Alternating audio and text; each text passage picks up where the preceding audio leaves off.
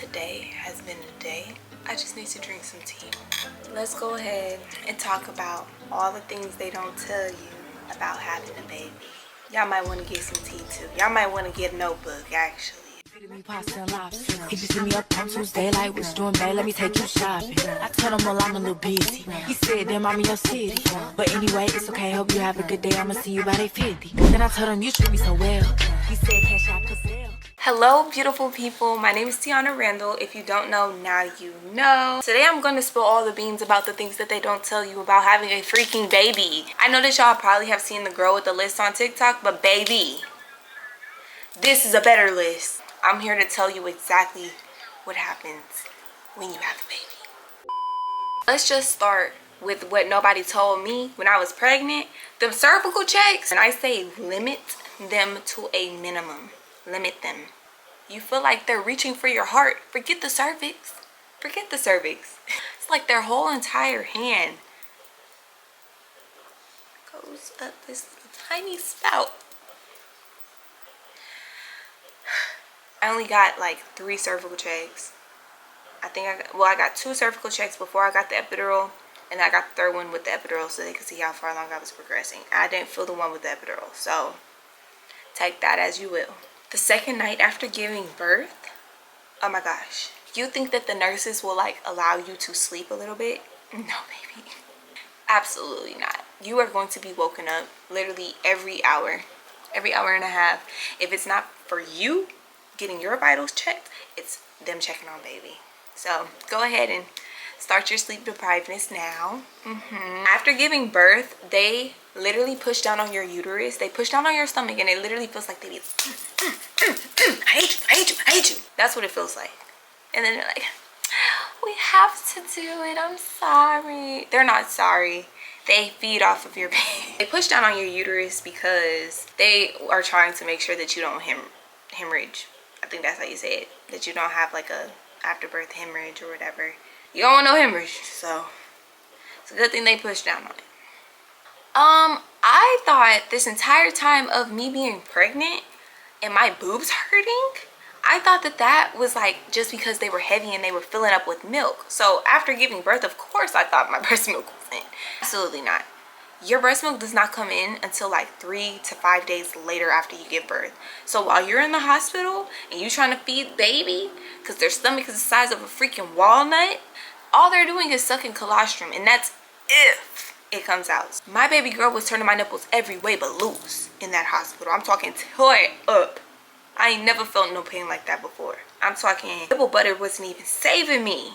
That's how bad it was. Nobody told me that my breast milk was not gonna come in until 3 to 5 days later. Why didn't y'all tell me that? I'll fake for that. Like, what's up? I thought we was cool. Ugh. On top of trying to breastfeed, every time you breastfeed, you're gonna contract, babe. Yeah, because your uterus is shrinking from those 9 months of it. No one told me that your hair falls out after giving birth. Nobody told me that was a part of postpartum. What do you mean my hair falls out? Why? We cannot win. Mommies cannot win. On top of your hair falling out, did you know that your teeth can literally like change color because the baby has sucked all the calcium out of your body? Don't look. Don't look for the rest of this video because y'all gonna piss me off. Why did no one tell me that the baby's first poop is black? I did not know baby's poop was black. That's crazy. And it's because baby is literally like learning to digest food now because the food is going directly to their stomach instead of through the placenta. Babies don't poop every day. I thought that babies pooped every day. I don't know why I thought that, but I just really did. And I don't poop every day, but you know, that's my own problems. Hold on, I'm sharing too much. Oh, that's good. Your baby can cry, grunt, wiggle, toot, all of that in active sleep. I have went so many nights where I'm like, is she up? Like, I'm looking over the bassinet like, you awake? Or you sleep? Eyes open. Go back to sleep. Go back to sleep. 4 in the morning, that is the most creepiest thing that a girl can say. But they're actually asleep. So technically, can't really tell them to go back to sleep if they are asleep. At first, I thought my baby was sick because she kept sneezing. She was sneezing, sneezing, sneezing, sneezing, sneezing. I'm like, ain't nobody come to see her. Ain't nobody come to be around her. I low-key was blaming stuff on the nurse that had came into the hospital on the second day of us being there because she had coughed. And me and my man was looking at her like, I just gave birth and you in here coughing, girl. You got to go. Hiccups mean that they're growing. I don't know how true that is, but it sounds like something that's right. So I'm going to just go with it. I don't know. Silent reflux is whenever a baby will spit up. They have to sit up right after eating, or they'll spit up all their food or all their milk or whatever. Usually babies grow out of it, but it's real, and I didn't know that was a thing. Why didn't y'all tell me that was a thing? I thought you feed the baby, birth the baby, and we can lay down and go to bed. I gotta keep her up for a little minute because she will spit that up. Babies eat every 2 to 3 hours. I kind of knew that, but it's hard to do, especially when you're a breastfeeding mama. Because there's times I be like, do I have anything for you? Like, I'm a little empty. And don't let me put in the pump schedule with the feeding. Like, whew, that's a task in itself. There's times that the baby will sleep longer and you got to wake them up for them to eat. They're trying to get used to being outside the womb. So you have to feed them. Like, literally, I had alarms for every 2 to 3 hours. Like clockwork. Wake up. You got to eat. Wake up. You got to eat. Like, but now, girl, you wake up and eat. That's fine. You be alright. But if you're breastfeeding, baby's saliva can literally tell your body what the baby needs. So if the baby is sick, the saliva off the baby or whatever tells your body like, hey, baby's sick. We need to send these blood cells over there to go fight and attack. That's what the breast milk does. I did not know that. I think that's super duper cool. It's like, oh my gosh. She has arisen. You could stay, but you gotta be quiet, okay? But yeah, breast milk like literally tells your body, breastfeeding literally tells your body what the baby needs. I think that's super duper cool. Like, even with feeding at night, it has melatonin in it for you and babies to go to sleep. Burping a baby, straighten up their back when they're sitting on your lap. It helps them to burp. Like, it just comes right up. I seen it on TikTok and I tried it for the first time and she let out this big grown man burp. I said, girl, how something so little let out something so big? How that happen? So I did not know that you give the baby, you using your legs, girl. I did not know that you give them a sponge bath until your umbilical cord falls off. Now, her umbilical cord fell off pretty fast and I was low-key worried because it did fall off pretty quick. In a sponge bath, you just do some little warm water, soap, wipe them off, rinse them off, and then put some lotion on them, a onesie, and go about your business. Now, do not bathe baby every day or else their skin will become very dry. Babies don't really need a bath every day. I only give her a bath if her neck stings. I'm gonna be real honest with you. Her neck be smelling like spoiled milk whenever she spit up or something. I be trying to wipe it up with the burp cloth or whatever, or some wipes, but nah, she be needing a sponge bath around that neck. And she got little rolls, so she really need a sponge bath. A baby will eat about 8 to 12 times a day. Now, when their stomachs are like really tiny, they eat more frequently because, metabolism, it hurries up. It goes in one end and out the other, like real quick. Make sure you keep that logged. I have it in my phone where I used to log each time what side she would eat from. So I'd be like 333 left side, 456 right side. I would make sure I balanced it out, and then if I pump, I would put in what time I pumped at too, so that I can keep up my supply. After birth, you will usually stay into the hospital for about 24 to 48 hours. I didn't know that. I thought you stayed for a week. I don't know why I thought you stayed for a week, like it was a spa day or like a vacation or something. I don't know. But when they said I had to go, I was low-key excited to go because I was tired of them.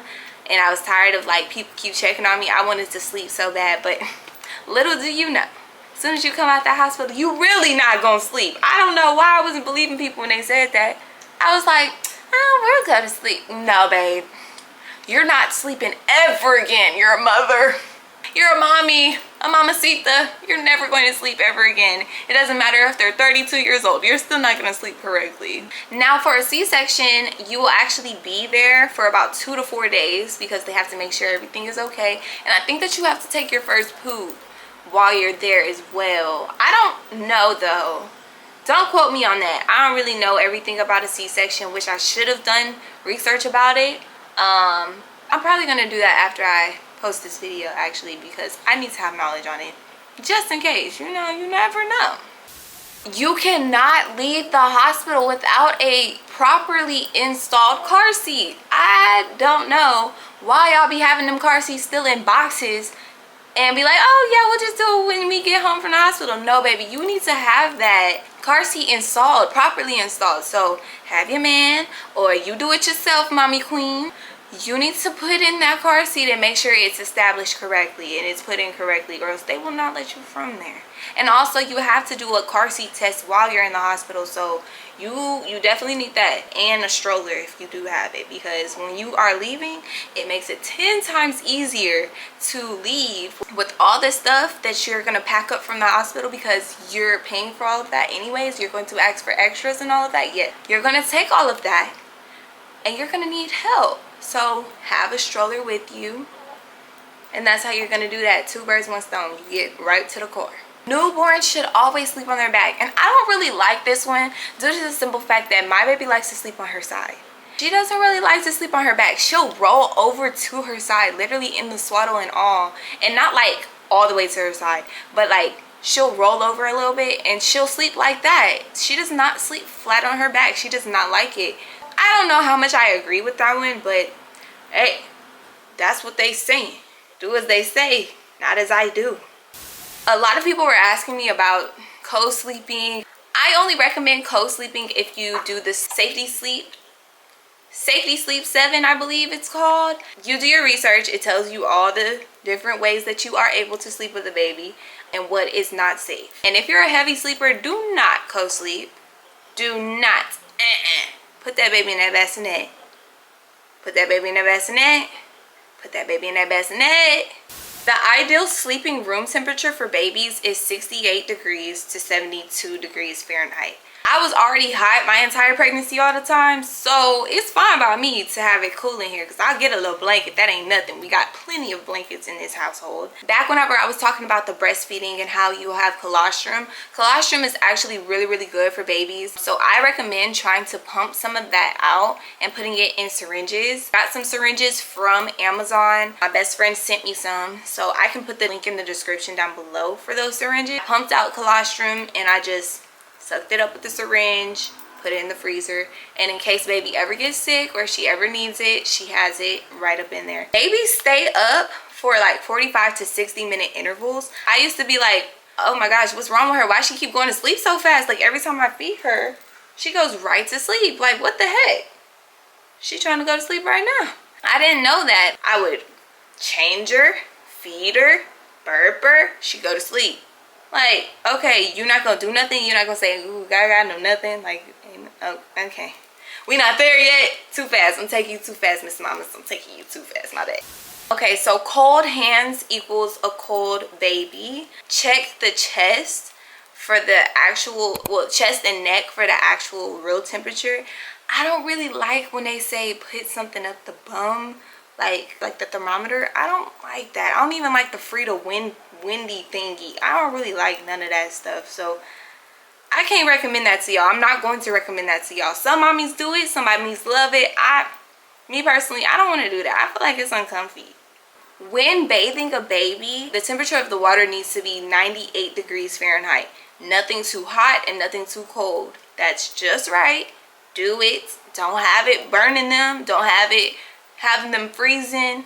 98 degrees Fahrenheit. When baby is gassy, you can do I love yous down the right side of their stomach. Then you'll go across, down. So you'll go from rib to rib, down the right side of their stomach. And then you start from the left side and you do a big old U. Those are I love yous. And also the bicycle legs, where you'll grab both legs and you'll go 1, 2, 1, 2, 1, 2. That helps them as well. Startle reflex. Startle reflex is whenever baby is sleeping and they be like, every time my baby does that, I be like, praise the Lord, hallelujah. It protects them from falling too deep into sleep, and it allows their reflexes to go off. So really it keeps them protected from SIDS. We also swaddle babies because startle reflex really wakes them up. They're so used to being in a tight space that when they're like out in the open, they're like, whoa, what the heck is going on?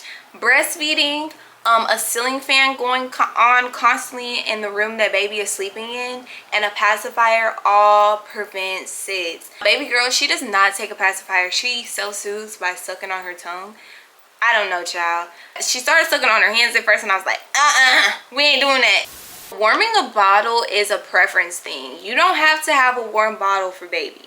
Baby can drink something that's room temperature. Babies come out of the womb with freaking nails and they grow so fast. I literally filed this girl's nails. I did a whole mani-pedi on her just for her nails to grow out in 3 days and scratch the living mess out of me. I would recommend you guys using the file, like the actual manual file, and like the actual baby nail clippers when they're first born, because their nails are going to be super duper brittle and you don't want to use that e-file and like file their little fingers. Invest in an egg nightlight. I'm going to put that in the description below too, because this saves me every single night. When you want to have baby, understand nighttime is for sleep, daytime is for play. Having the room and the setting like super dim, it doesn't give them a chance to look around and be curious. No, close your eyes, take your butt to bed. So get you an egg nightlight. I recommend it. Initially, baby will need about 2 to 3 minutes of tummy time a day to strengthen the neck muscles. I have used a boppy, and I also have just put her down on her stomach like with a blanket down. And I've also allowed her to do it on my chest. And her neck is pretty strong. She be over here like, and she's 2 months. Hold on, y'all, my tea getting cold.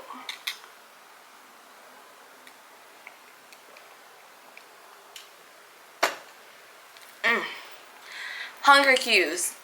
So a closed fist means they're hungry. If one hand is a fist and one hand is open, it means that they're half full. If both hands are open like this, it means that they're full completely. When to stop feeding a baby is whenever the baby's tongue is sitting at the roof of their mouth.